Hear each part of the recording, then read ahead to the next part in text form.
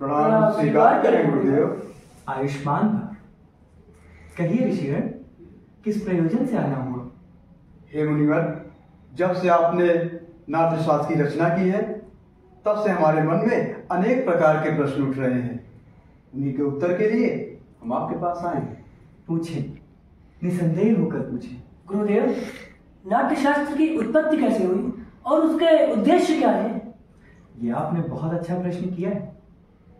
नाट्यशास्त्र केवल नाटक नहीं बल्कि जीवन के जीने का सार समझाता है। त्रेता युग में जब मनुष्य काम और लोभ से वशीभूत होकर अधर्म और संघर्ष के मार्ग पर जाने लगा, तब इंद्रदेव ने ब्रह्मदेव से प्रार्थना की और उनसे ऐसे माध्यम के उत्पन्न करने की प्रार्थना की जिससे देखना और सुनना एक साथ हो सके, जिसमें मनुष्य धर्म, अर्थ और मोक्ष के मार्ग पर वापस आ सके। लेकिन गुरुदेव, वेदों में तो समस्त प्रकार का ज्ञान भरा हुआ है। उनमें सारी जगत की उत्पत्ति का सार छिपा हुआ है। ऐसे में पांचवें वेद की क्या आवश्यकता थी गुरुदेव? इसलिए कि समस्त जन को ज्ञान का सुलभ और सामान्य जन नाटक के माध्यम से शिक्षा और धर्म के मार्ग पर वापस आ सके। इसीलिए ब्रह्मदेव ने चारों वेदों को मिलाकर नाट्य वेद की रचना की। 4 वेदों के तत्व वो क्या है गुरुदेव? ये जो आप पाठ सुन रहे हैं ये है ऋग्वेद, और ये जो गान सामवेद।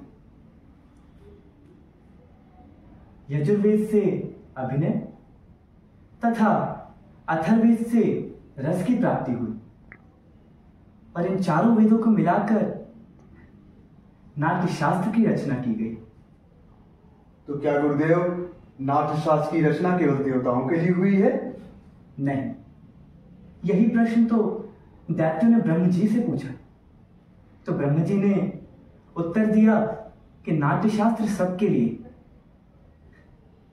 जिसमें मनुष्य, दैत्य, देवताओं के सभी शुभ अशुभ कर्मों को दिखाया जाता है।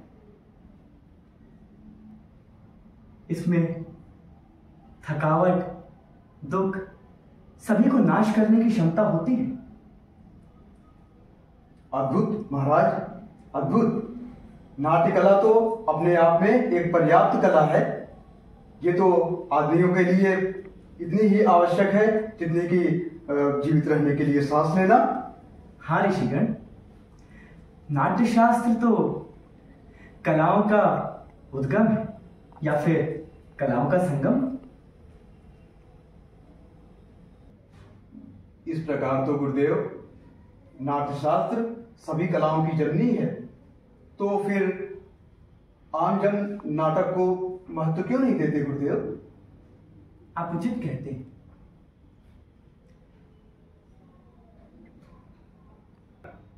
हम तो कलाकार हैं। नाट्यकर्म ही करना हमारा परम धर्म है। और वैसे भी नाटक केवल कला नहीं, इस संपूर्ण जगत का दर्पण है। और रंगकर्म जाति, धर्म और भौगोलिक सारी परिस्थितियों से परे हमें समग्रता में मानवीयता का एहसास कराती, और यही भाव धरती को स्वर्ग बनाता है। निसंदेह मुनिवर, कला विहीन समाज तो पशुओं का समाज होता है। जी,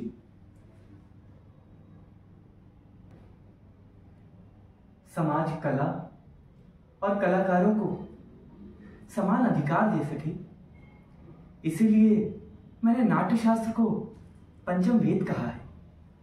पंचम वेद समस्त वेदों का सार। जी, मेरे रंगकर्मी पुत्र आपके स्वागत में कुछ प्रस्तुति तैयार कर चुके हैं। चलिए हम नाटक का आनंद लेते हैं। जी गुरुदेव।